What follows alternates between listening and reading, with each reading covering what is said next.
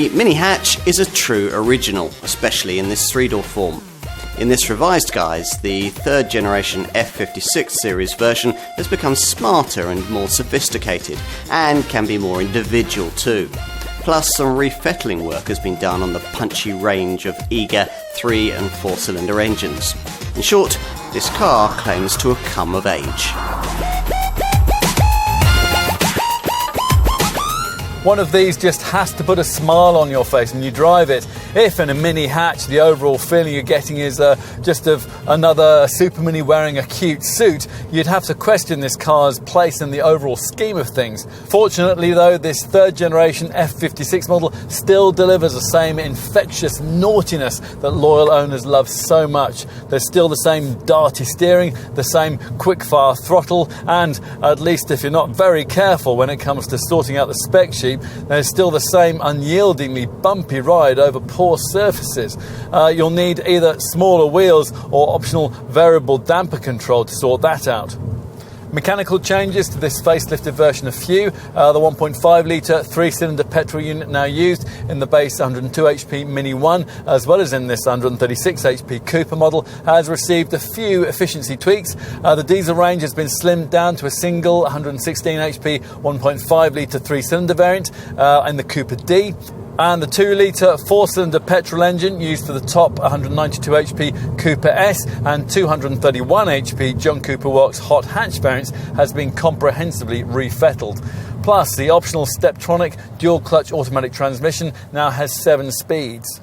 None of which changes the recipe on offer too much. As before, we don't like the rather bulky manual gear change, but we're impressed not only with this car's cornering agility and urban manoeuvrability, but also with its surprising aptitude for longer trips.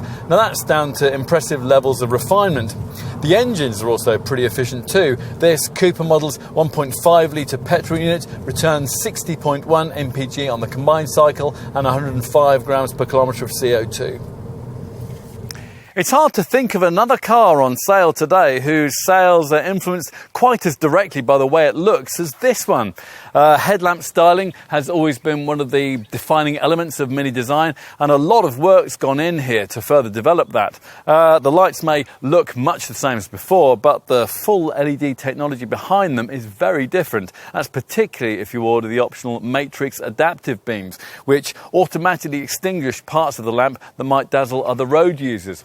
Here we're looking at the 3-door hatch version, but Mini's also spun 5-door and club and estate body styles off this third generation F56 platform for those who need a bit more space. Plus, as usual, there's a convertible variant too.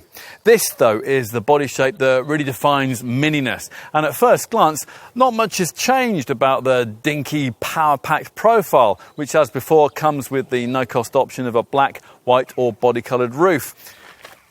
It's at the rear, though, that this facelifted F56 model is most easily recognisable as the improved post-2017 era design. These new Union Flag-style LED tail lamps are the reason why. Time to take a seat behind the wheel, where you're reminded that cabin quality in modern Mini models really is now the equal of any mainstream BMW you might care to name. Now, if you haven't tried a third generation F56 series Mini model, you may be surprised to find that this huge central display here these days no longer functions as a speedo. Less characterfully, but more practically, that has been relocated to a pod in front of the steering wheel, where it's flanked with a crescent moon rev counter and a fuel gauge. All of this has freed up this central area for much more infotainical trickery. The screen is now 6.5 inches in size across the range as standard, but here it's been upgraded to 8.8 inches. That's as part of the Navigation Plus pack. That includes all the latest Mini connected media features. Well, time to take a look in the back. Well, there's good and bad here. Legroom remains very cramped indeed if there's an adult of more than average height in front of you. If that is going to be an issue, then the 5-door version of this car, which gets an extra 72 millimetres of length between the front and rear wheels, will obviously suit you better. What is quite impressive, though, even in this 3-door model, is the amount of head and elbow room you get. Let's finish by taking a look in the boot. The extra size of this Mark III model enabled Mini to increase cargo capacity by 30% to 211 litres. With everything flat, a surprisingly large 731 litre load capacity area reveals itself. The third generation redesign of this Mini hatch saw the car grow up a little and face its responsibilities, as all of us have to. Yet at the same time, the brand was keen that this car shouldn't lose its fun and joie de vivre, the very attributes that make most customers want to consider one in the first place. Now, the mid-term updates that we've been reviewing here are mostly aimed at making sure that that doesn't happen. This hatch version being now smarter, better connected and more personalisable than before. In short, in many ways, it's come of age.